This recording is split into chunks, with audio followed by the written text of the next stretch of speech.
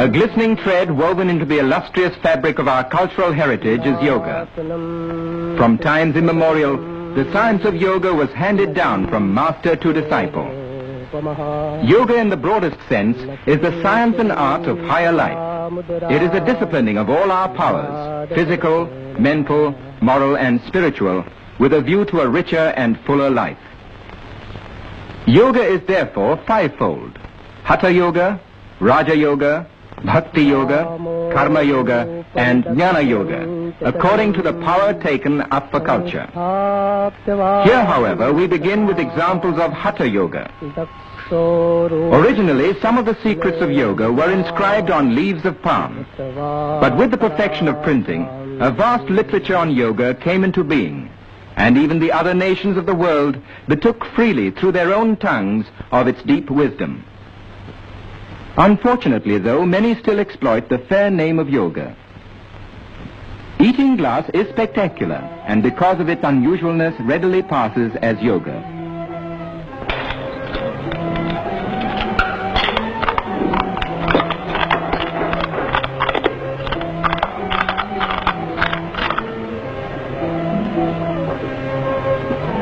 Any audience will watch such a feat in wide-eyed wonder, and more so when the performer follows it with undiluted nitric acid. But these exploits aren't yoga. Here's a Swami who is always ready to serve suffering humanity. The secret lies in the talisman. Such earnest meditation means time, and time means money in any language, more so in this Swami's.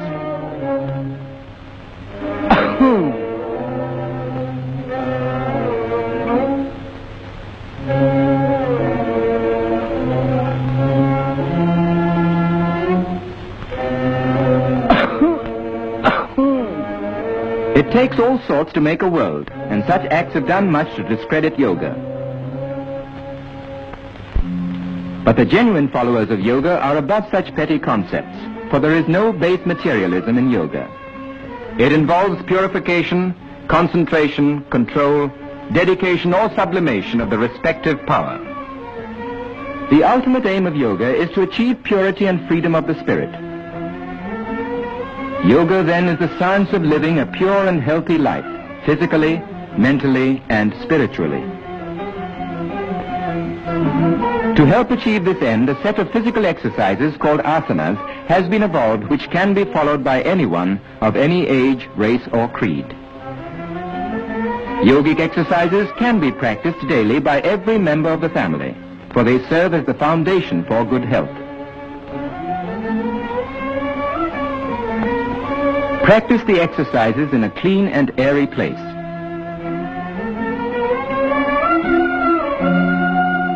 It's never too young to learn or to benefit from yoga. Here is a yoga institute in Bombay which still preserves the ancient traditions and caters to the needs of our countrymen.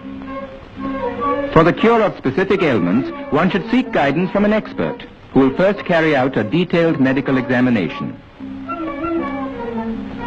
Yogic asanas are divided into two principal groups, meditative and cultural.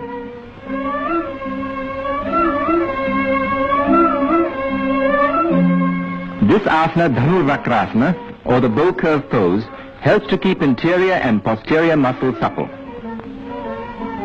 The average man uses only 1/3 of his lung capacity. The expert measures the patient's lung power with a pneumatometer, after which he will be given the proper asanas to develop the use of his lungs and diaphragm. Without the guiding hand of an expert, a knowledge of yogic exercises can be obtained from a book. But such reading should not be taken too literally, for such knowledge may boomerang. Our friend here seems to be sticking pretty close to the printed page. No apparatus or implements of any sort are required to perform asanas.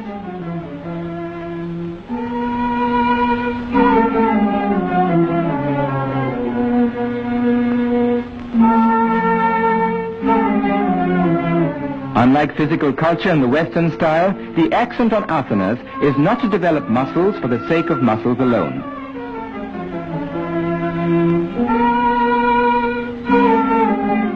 aim of yogic asanas is not bodily strength, but the development of the internal organs without any strain whatsoever.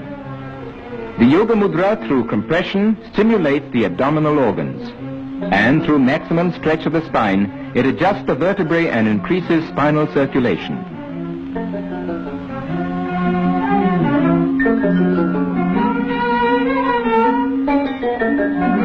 For promoting elasticity of the body, there is no better exercise than Paschimottanasana, the posterior stretching pose. This asana, known as Sarvangasana, or the all-body pose, by rapid interchange of blood through gravity and replacement of the abdominal and pelvic organs, helps to combat gastric troubles and constipation. The novice can learn to adopt this position by degrees. If travel broadens one, this man must have been around the world. But the right asanas will take a lot off his mind and other places.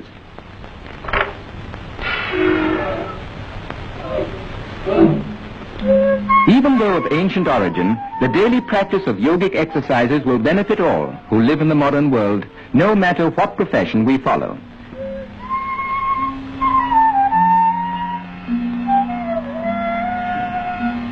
Our friend is still wrapped up in his book and in his asana.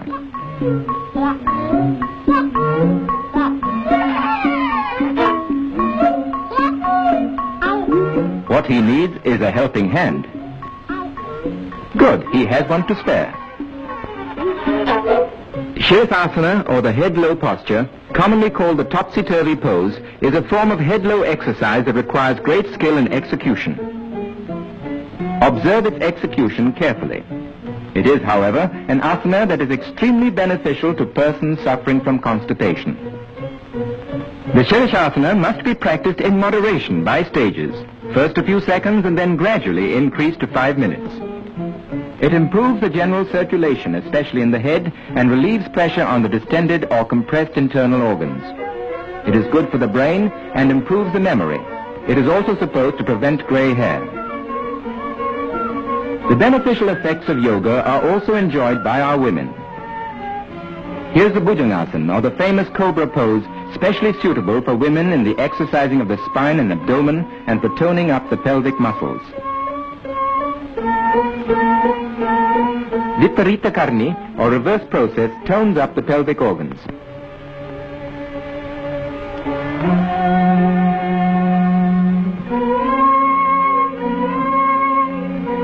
This exercise of Ardha Matsyendrasana is used as a lever for the lateral twists of the spine.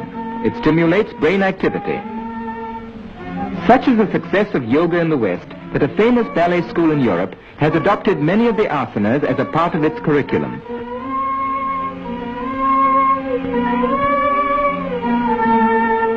Suppleness of limb means also a corresponding suppleness of mind.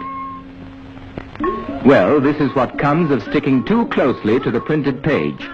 In other words, he's stuck. Ladies and gentlemen, the solution to this crossword, sorry, cross-leg, will appear in tomorrow's paper.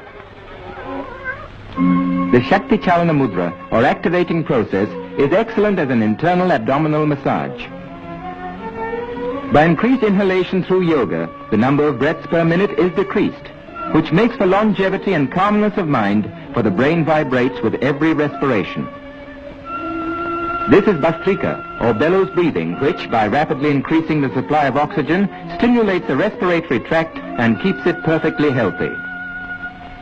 The aim of yoga is not only bodily strength, but health, stamina, and efficiency of mind, qualities that we all need at work or play in everyday life. Students of yoga attain these qualities no matter how old they are or what they do. With physical and mental good health thus acquired, man can, with further training in yoga, attain the sublimity and freedom of his soul. And when he finally becomes one with the infinite, he enters the realm of eternal peace, which is, and always will be, the supreme aim of man.